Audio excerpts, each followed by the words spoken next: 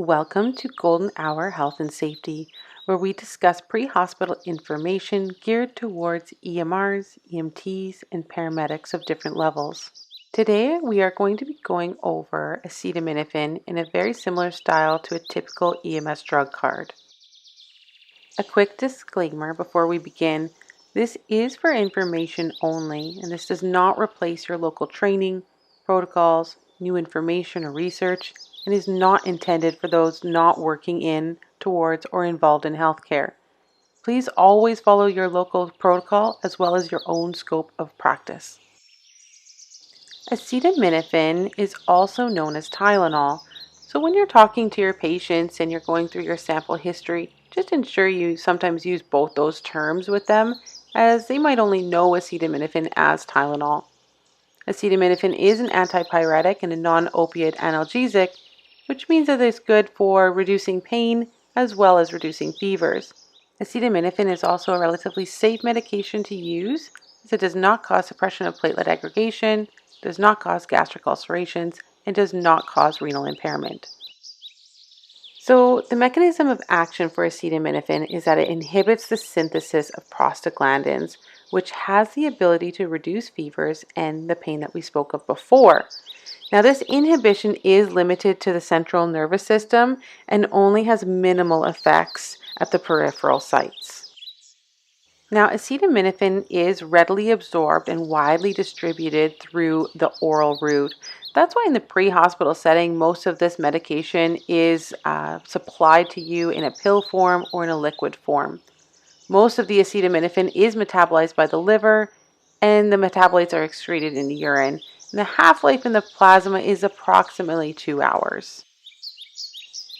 Adverse side effects for acetaminophen are actually very rare at the therapeutic dose level, especially in our use of acetaminophen in the emergent setting.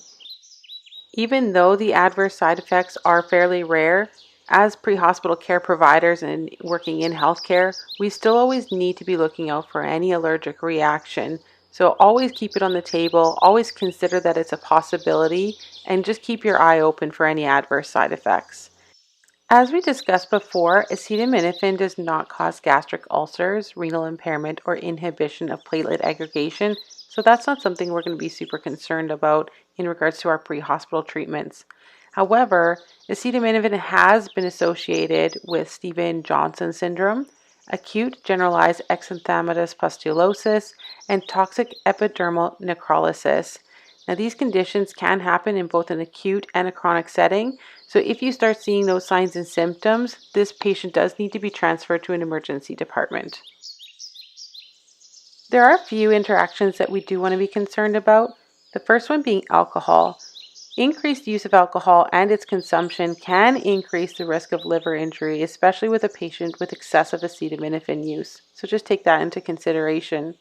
The second is with warfarin. It is thought that acetaminophen inhibits warfarin metabolism, which can increase the risk of bleeding. Now, our indications for our use of acetaminophen in the pre-hospital setting is typically the use of it as an antipyretic. We typically don't use acetaminophen for pain management in that acute emergent setting, as it's just not our first line of medication in regards for pain management. As with all medications, we need to chat about those contraindications.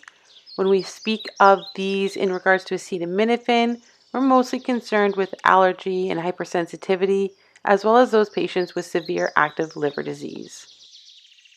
The following is a common dosing for febrile patients with a temperature of 38 degrees or greater. The adult dose that we often see is about 975 milligrams PO.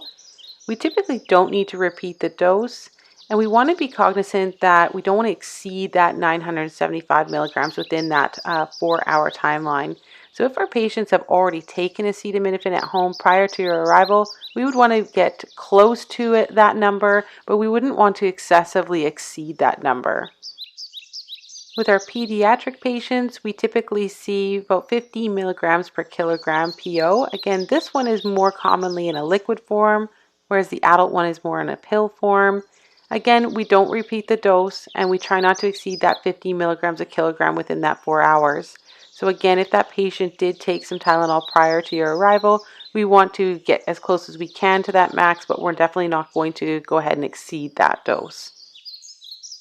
As with any medical information that you're learning on the internet in regards to pre-hospital care, if you're a student or you're trying to get more familiar with your protocols, just understand when it comes to the dosing or what you are or not allowed to give or administer to patients is entirely up to your own scope of practice as well as your own protocols.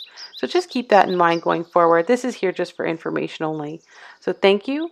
We appreciate the time that you have committed to your education, and we firmly believe in continuing education and learning the best that you can.